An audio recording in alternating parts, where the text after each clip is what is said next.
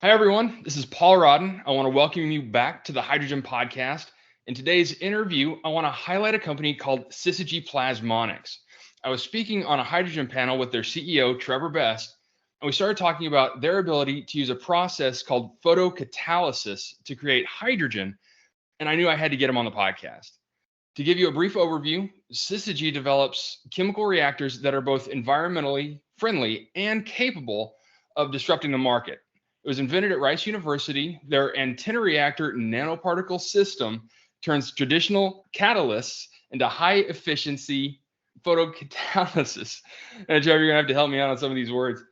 It is capable of utilizing light to perform high-volume chemical reactions at lower costs than are possible today.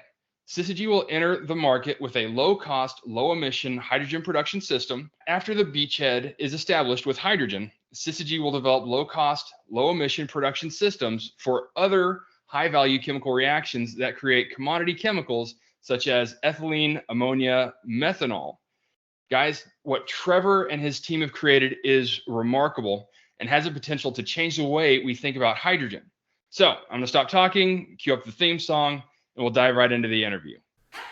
So the big questions in the energy industry today are: how is hydrogen the primary driving force behind the evolution of energy?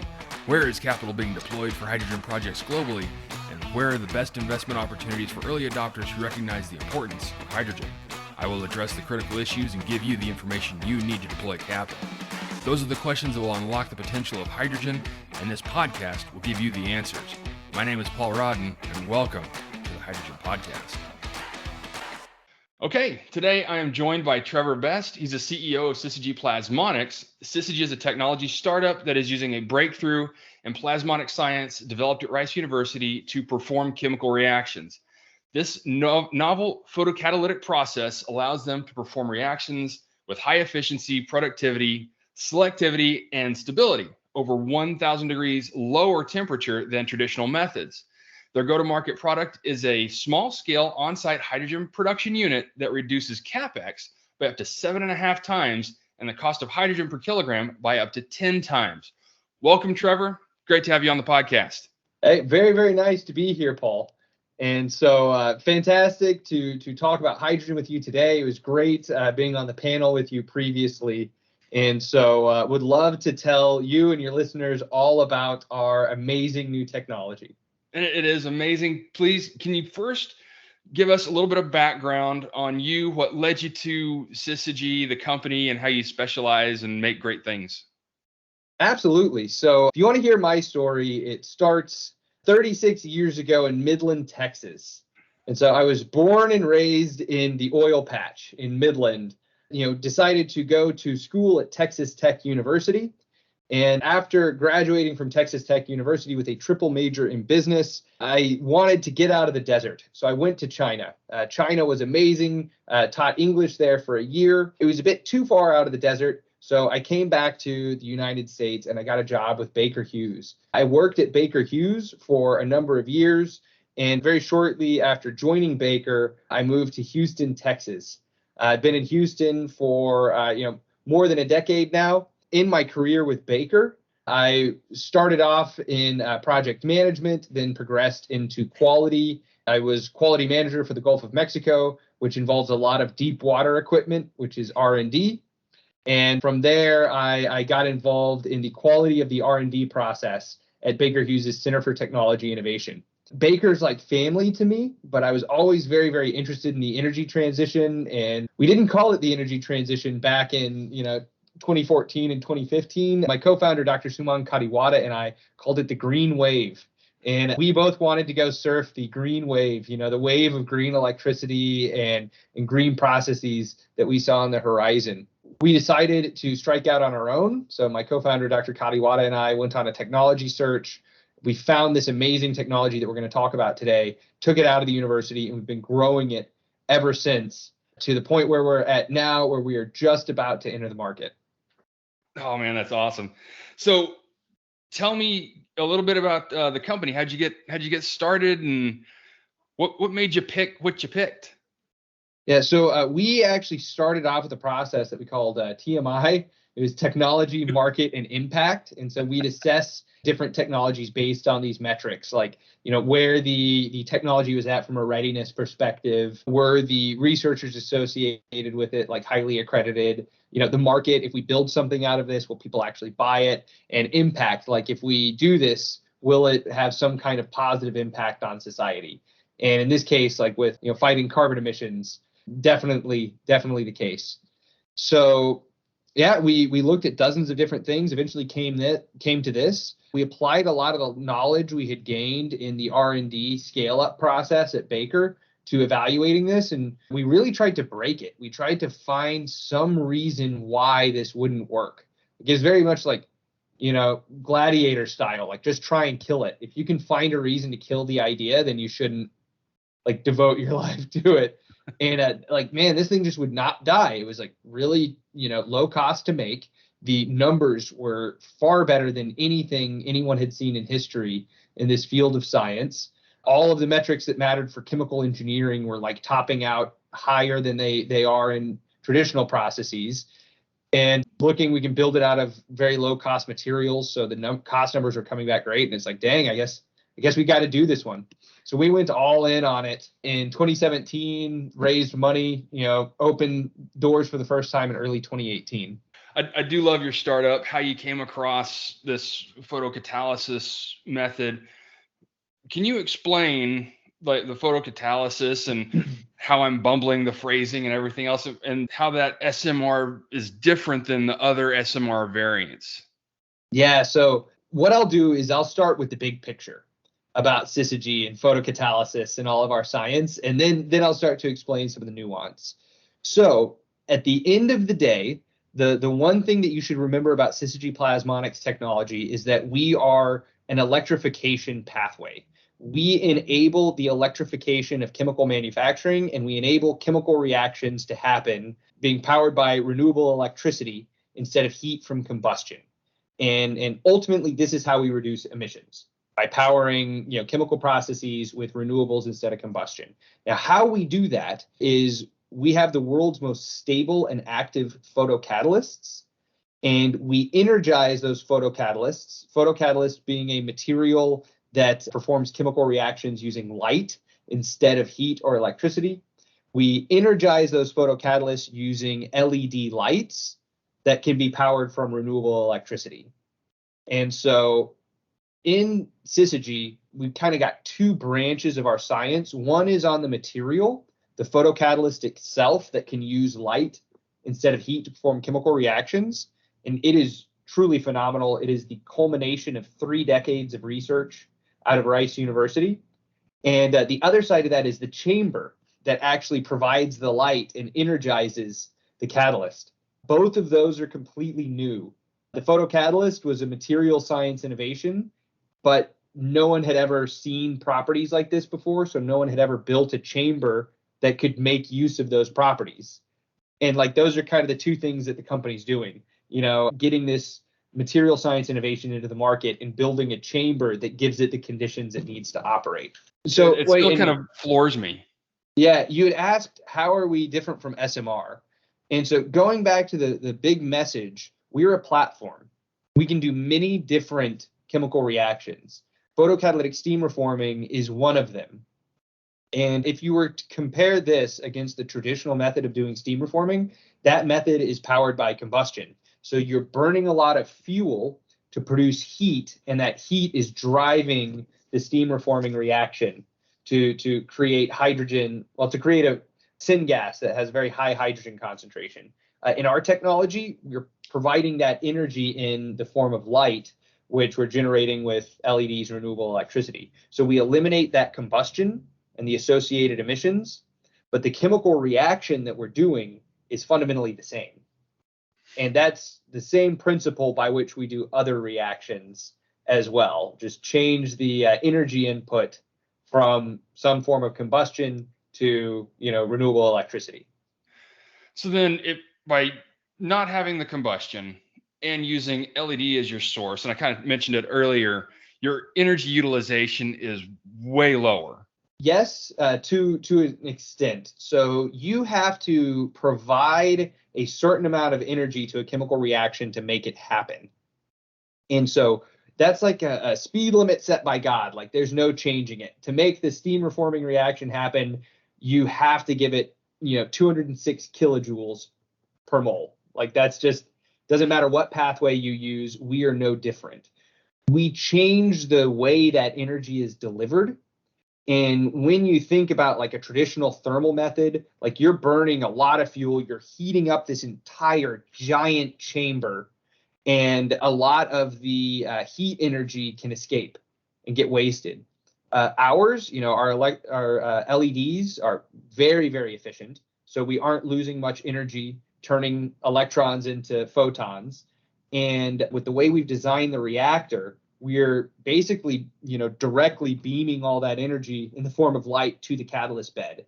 And we're not, heating up this giant structure. So it's very, very focused, very, very targeted.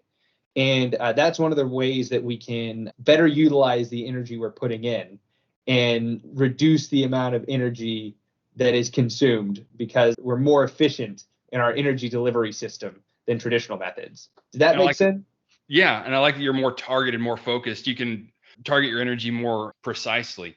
But shift just a little bit, and let's talk about what you kind of mentioned it too, talking about syngas, the FT fuels, the Fischer-Tropsch fuels, and utilizing CO2 for that. Yes, and so as I mentioned, we're a platform, so we can do a lot of different chemical reactions. We have a compendium of reactions that utilize CO2 as a feedstock. And so from CO2, you can create syngas from a number of different pathways. And then once you have syngas, you can turn that syngas into things like methanol. You can run it through Fischer-Tropsch to produce syn fuels. The reaction that we're most interested in right now is called dry reforming. And so this is actually CO2 and methane to syngas. And so the world's most potent greenhouse gases, both of them, combining them together to make syngas and ultimately other things. It has the potential to be intensely carbon negative, depending on where you're getting your CO2 and methane from. And we're really interested in this because of the economics. Methane, is carrying a lot of hydrogen. It's generally lower cost than hydrogen. And so the economics of this reaction work out very, very well. And how we plan on applying it is by running this in parallel with our previous reaction that we were talking about, steam reforming. So doing steam reforming to get hydrogen from methane, and then putting in a little bit more methane and combining that with the CO2 to make methanol through our dry reforming process, calling it double reforming. Reform methane to get hydrogen, reform CO2 to get methanol. And what's really amazing is that when we do this, we're going to be able to do this in a way that prevents any emissions from going into the atmosphere. And so that's huge. Yes, not only do you get great economics, you get phenomenally low carbon footprint.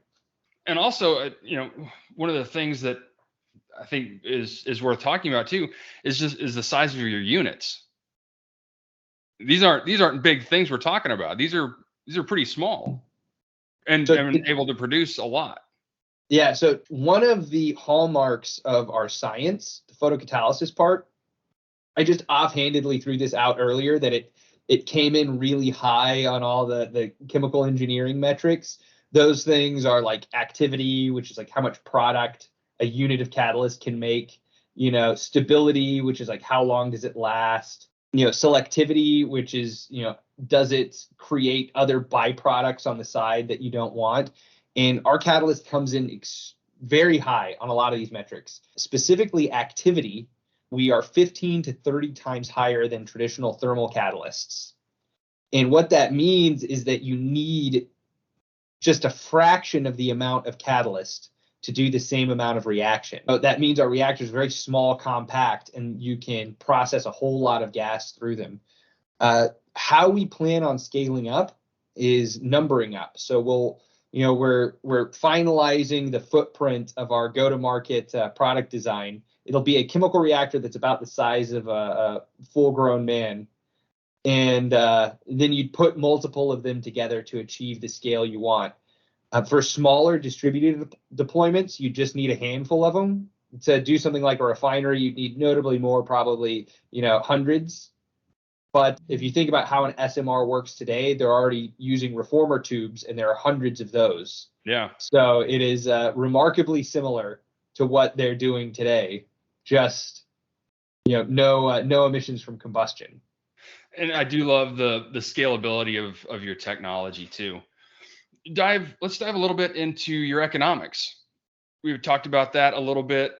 How do your economics compare to other hydrogen operations? Yeah, so let's break this down into kind of two sides. There's OpEx and CapEx. Yeah. And this is a oversimplification, but it's a good way to think about it. So on the OpEx side, you've got the energy going into the system. This is like electricity, methane. If we're splitting ammonia, which is another reaction we can do, it's ammonia, but these are like your feedstocks and power sources that you have to pay to run the thing. On the CapEx side, this is all of the infrastructure that goes into installing and deploying the system. And we have notable benefits for both. So on the OpEx side versus competing technologies, we use a very significantly lower amount of electricity than like an electrolyzer. So we will use about 4 to 5 times less electricity than an electrolyzer. And the reason for this is because we're doing different reactions. Instead of getting hydrogen out of water, we're getting it out of like methane or ammonia. And it takes a whole lot less electricity to run those reactions. But when you compare us against like SMR or pyrolysis or autothermal reforming, we actually use notably less methane than those. And when you compare us against like ammonia splitting technologies, our ammonia splitting technology, because we aren't combusting ammonia to drive the system, we'll use like 30+% less ammonia than a thermal ammonia splitting technology. Now, when you think about the prices of all these things, the price of electricity can vary, the price of methane can vary, the price of ammonia can vary. So we do a lot of sensitivity analysis. And what we see is that our technology is really powerful between like 2 and 10 cents per kilowatt hour of electricity. That's the main thing that matters, is the cost of electricity. Between 2 and 10 cents is the range that we are super strong.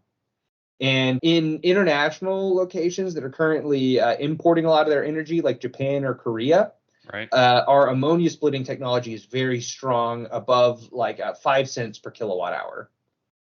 And so we have these kind of scenarios. We don't win everywhere, but we have these scenarios where we've scoped out that based off the energy consumption, we are very strong in that 2 to 10 cent range. On the CapEx side, we are able to build our reactors out of much different class of materials. So traditional thermal reactors are built out of like nickel and chrome and just very, very expensive things. We build our reactors out of things like aluminum and glass and plastic.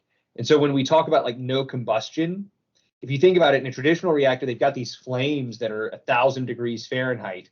And where that 1,000, 2,000 degree Fahrenheit flame is in a traditional reactor, we're using 3D printed plastic. And so it's just like a completely different world inside our reactor. And if you think about the cost between something that has to withstand a constant 2,000 degree flame and the cost of 3D printing a piece of plastic, it's, worlds apart. And so this is how we're able to reduce CapEx. And we're seeing, pretty significant reductions in CapEx for the reactor component. We're anticipating, our recent numbers are showing like potential for 50+% reduction versus competing technologies on the CapEx side. That's incredible. And yeah, I mean, just there's so much more upside when you consider all of your capital costs that you can put in and drive down your entire unit sale or unit price versus these other guys that are having to do combustion and these massive $250 million blue hydrogen.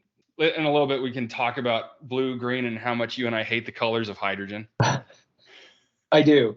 We could absolutely talk about that. You've got a friend in me anytime you want to get rid of colors. So yeah, I guess let's talk about the hydrogen outlook and where you see things going. And unless there's something else you want to talk about on your economics. I would love to talk about where we see hydrogen going. And I think that that's also a fantastic segue into the conversation on carbon intensity and Oh, you talking know about it. colors. You know it. Yeah. So what we're seeing now is that there's a lot of deployments around new technology to test things out in the market. And so I think for the next 5 years, the market's going to be figuring out what technologies work and where they work. Mm-hmm. I think that there has been a lot of hype in the marketplace around hydrogen, and I think some of it's warranted, but I don't know if all of it is warranted. And I think that some technology pathways might end up being more expensive than was originally planned. Yeah. And so I think that there's going to be a lot of transition happening in and around hydrogen for the next decade, with different technologies being tried out, some really starting to get a foothold and others struggling to do so. And I do think that different places on Earth will end up adopting different technologies. And like, I'll give you an example. I can think of 10 places off the top of my head where electrolysis works great. Like a good example is Chile. Chile, doesn't have great access to natural gas. They have, phenomenal solar and wind. Like electrolysis is going to win in Chile. And they have a lot of coastline for their water. Yep. Boom. So you go somewhere like Canada, and Canada does not have fantastic renewables profiles. They have, very low cost natural gas. They have good formations to store CO2. Like, methane based pathways are probably going to win in Canada. And you can look at different areas of the world. I think carriers, hydrogen carriers like ammonia or others will probably win in Asia because they're importing a lot of their energy now. Right. And they're probably not going to be production centers. They're going to be consumption centers importing it in. And carriers are the best way to move hydrogen around. So there's going to be a lot of movement. I think that most technologies being worked on today are valid. I think that there's going to be significant deployments based around methane electrolysis. I think both SMR and autothermal reforming have strong futures. I think up to the point that the carbon black market can handle it. I think that pyrolysis has a strong potential, especially for producing carbon black, more so for that than for hydrogen. And I think that our technology is going to carve out a very healthy chunk right out the middle in those scenarios. I think so too. Yeah, go ahead. No, I think so too. Right now, and it was also in a discussion that I had earlier with the Green Party of Ireland, that there are a lot of these smaller tech companies looking into hydrogen now are really going to supplant some of the bigger operators in the future. And I see this technology as being one of them. And that's what I think is coming down the pipe. Thank you. And I agree. I would like to make a note on carbon intensity, because I actually think when we talk about the future, everybody's talking about technology and pathways and all this. And I do think that it will play out in a lot of different ways in cost. But I see a very strong trend in colors and carbon intensity that I see forming. And I think that it only plays out in one way. And it's going to take a decade for this to play out. So right now, everybody's talking about hydrogen in terms of colors. I really don't like it for Syzygy, since all the listeners right now, I want you to just think right now, what color is photocatalytic hydrogen? Right. And I've got 4 pathways that I can get to hydrogen with my technology right now, using 4 different feedstocks. And so color is really not a great way to talk about these things. It's really not. Certain technologies get sidelined. It's very brand heavy. Certain pathways get vilified and others get celebrated, because they make people feel good, but not based off their merits of cost or carbon intensity. Right. Now, carbon intensity, CI score, which carbon intensity score, is a way that normalizes all pathways to how much emissions go into the atmosphere when you follow this pathway. And we see a whole lot more customers talking about it. We see governments starting to talk about it. The hydrogen, chunk of the Build Back Better Act, calls out credits based off CI score and not color. I was amazed by that, by the way. When I first saw that they were actually looking at the carbon intensity level and not just of technology, I It's a was like, win. this is so juicy. Now let me tell you what makes it really, really interesting is you can, with one pathway, a single pathway, you can get very, very different CI scores depending on if you use US regulation or European regulation or International Panel on Climate Change guidelines. So there are very, very different ways to calculate that number. And believe it or not, the regulations are very lobbied. And so not all calculation schemas include all of the emissions. And depending on like what method you use, some things that are called green hydrogen today could be amazing or could actually be worse than gray. Right. And without actually doing that assessment, you don't know which is which. So we're seeing this trend build on CI score. We're seeing a global understanding start to build around how to calculate it. And I think that over the next 10 years, this is going to evolve. And ultimately, we're going to have a CI score that is tied close to what is actually going into the environment and the true, like what we would call like the environmental score. Because Mother Nature doesn't care what the regulation says. You either put it into the atmosphere or you didn't. Yeah. We're going to see a marrying of the environmental score and the regulatory stuff over the next 10 years as this develops. And we're going to see a transition away from colors to CI score. And let me tell you, blue can be really good or it can be terrible. Green can be really good or it can be terrible. Every pathway can be really good or it can be terrible depending on like where you source your feedstock and you know, a number of other things. And just how seriously you take it too. I mean, are we just going to let methane leak out of our pipes, or are we going to make sure that they're constrained in this pipeline? Things like that. And we actually measure it. Right. How novel would that be? Yeah, and so there's a company that I follow, Project Canary. Oh yeah, I followed them. I think I've talked a couple of times on the podcast about that group. I think they're doing some amazing things. Yeah, and so Anna Scott runs it. Project Canary is like basically we will be constantly checking your pipeline for methane leaks and validating that you're got a low leak rate or something. It's combine that kind of stuff with blue. And assuming you're talking about how I hate colors and I'm calling them out, combining that kind of stuff with methane-based pathways, I think can really help show that some of those pathways are good, or if there are problems there, make sure they get fixed.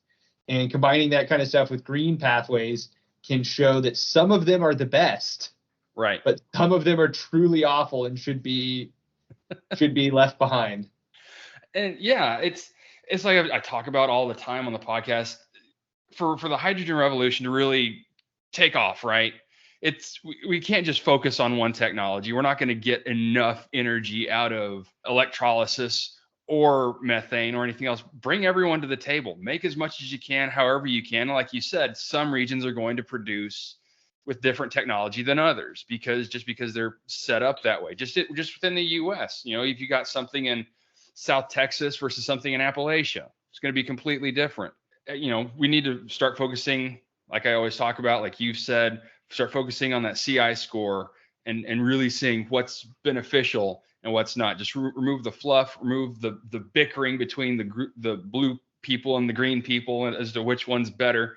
And let's start working to really make this stuff viable. And I kind of leads me into this last question is, you know, why is this hydrogen revolution different than all the others? This is like what, the fifth one in the last 60 years. Why is this one gonna make it? Easy. So the difference now from previously has some to do with hydrogen and technology development, but it has everything to do with the energy market as a whole and macro trends. And why this one is different, because the world wasn't truly make steps in energy transition, you know, in the 70s or in the 90s. What is happening now with the rise of solar and wind, which didn't really start until after 2010. You know, last decade was a landfall decade for renewables. Like they're here now and they weren't here 10 years ago.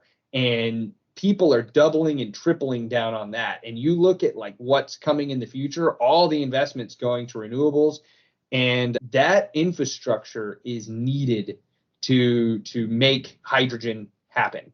Yep. And not only that, like if you look at public awareness and public opinion, people are starting to make buying decisions. People are starting to make investing decisions based off ESG. This whole macro trend in the market is pointing in a different place today than it has been at any point in the future. If humanity wants to truly tackle climate change, there is no way to do that without hydrogen. Now, exactly what's going to happen, any of y'all know, please tell me. Right. I have a lot of magic good 8-ball. ideas. Yeah, I have a lot of good ideas about what might happen, but the only thing I'm sure of is that hydrogen will happen, and there's going to be a lot of different pathways.